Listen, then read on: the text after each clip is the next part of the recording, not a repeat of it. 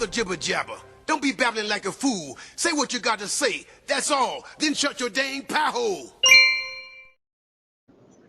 Hey everyone, welcome back to Zero Dark 30. It's not that dark because, well, the internet was down for a while. It's back, and I'm back. And folks, no more Mr. Nice distractions. We're going to keep getting distractions. So when someone says no more distractions, yeah, right, not happening. But I'm going to show you a big distraction. We're meant to think about what is going on as a race-based problem. We do see race because it's easiest to see. But the example I want to use is not the Cincinnati issue, but one that just occurred over the weekend in Ireland. A young Irish man who just happened to be white appears to be chased down after a soccer match, you know, what they call football over there. Being chased by what appears to be, I mean, the number thrown out is 100 immigrants chasing him and then beating the ever-loving shit out of him. I don't know what he said. I don't know what was done. We have seen multiple attacks. And see, I don't want to say from blacks or Southeast Asians or North Africans or anything like that. Let's leave the race part out of it and look at this for what it really is. It's culture. It's 100% culture. And then you combine all of the psychological defects that humanity has on top of that.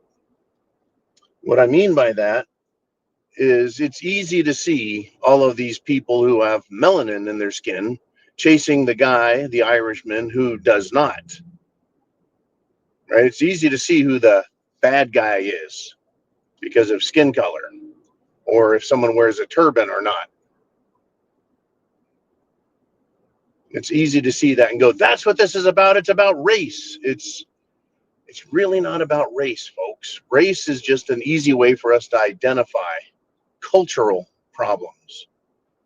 So what happened in Ireland is the same thing that's happened in every country, including the United States of America, is the governments have invited in fact, they've forced on their own people from other countries bringing another culture.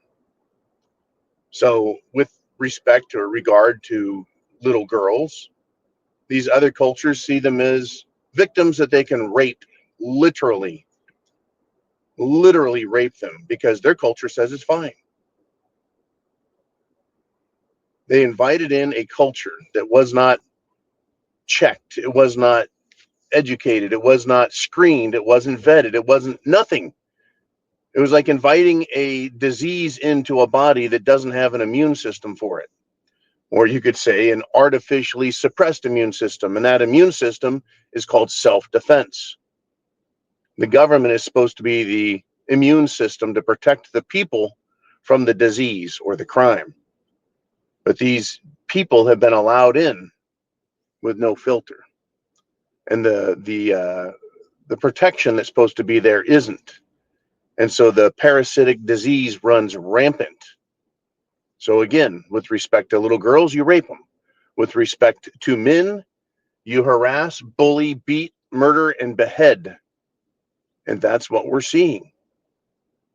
That's what this was about. It wasn't about, well, this guy's white and he called them some racial epithet they didn't like.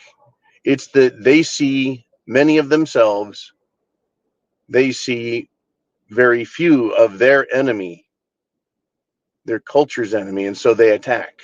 Because like any parasite, they live off of the host in every way fathomable.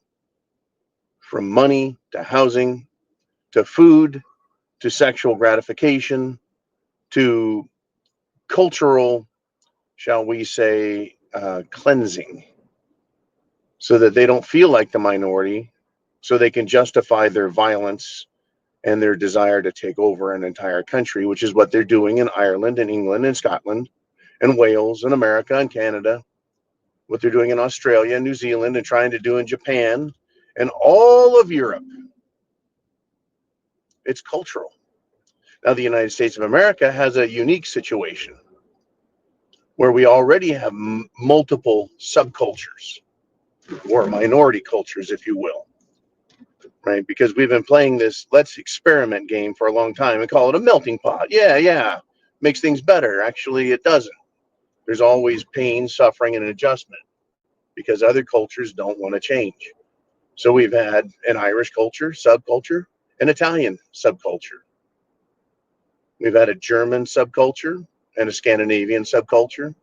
We've had both Chinese and Japanese subcultures, as well as other Asian subcultures. We have an Indian subculture, and we have our own ghetto subculture that applies to both whites and blacks. And then we have a Latin American subculture that expresses itself multiple ways, both its uh, religious subculture, which is Latin Catholicism, and then a Latin gang system. And then you have a work subculture that's here from Latin America, meaning Mexico and South, that's here primarily to work, but not to live and exist, but it's here for the money, right? It's a workforce. That's a lot of subcultures, wouldn't you say?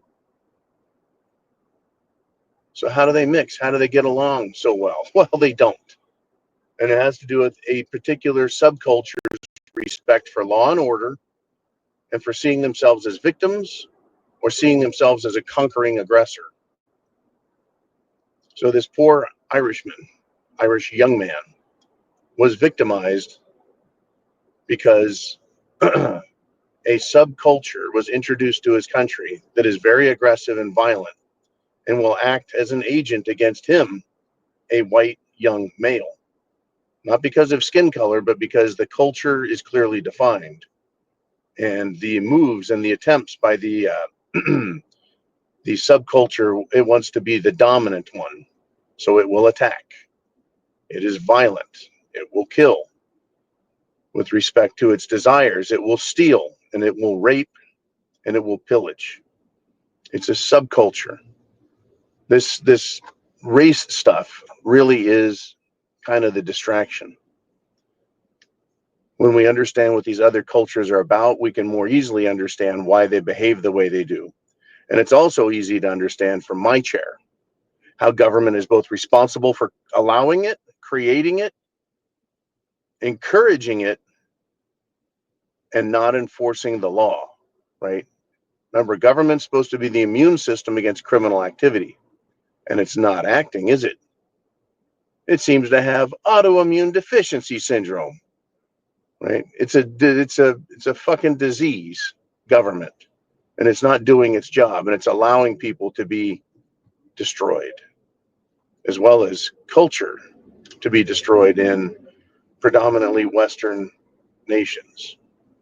And it's allowing the people to be victimized, and they want them acclimated to this concept of perpetual victimization being allowed, from children being raped to women being trafficked to men being harassed, beaten, and robbed, property being stolen, and taking over of government functions through bullshit election systems.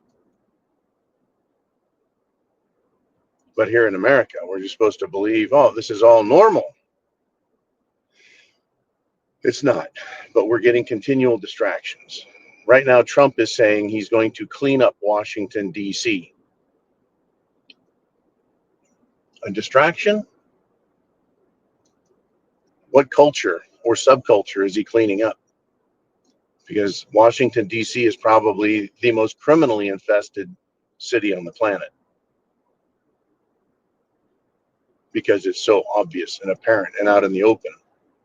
And the amount of crime being committed is so horrendous.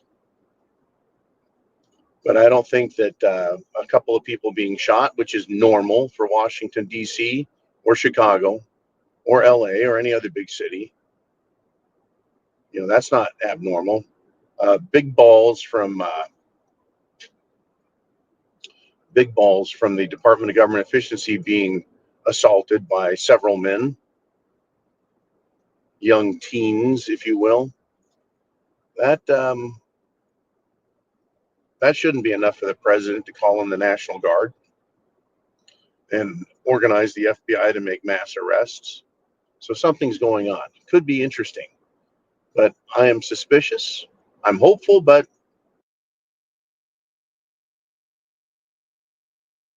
that's what I see coming.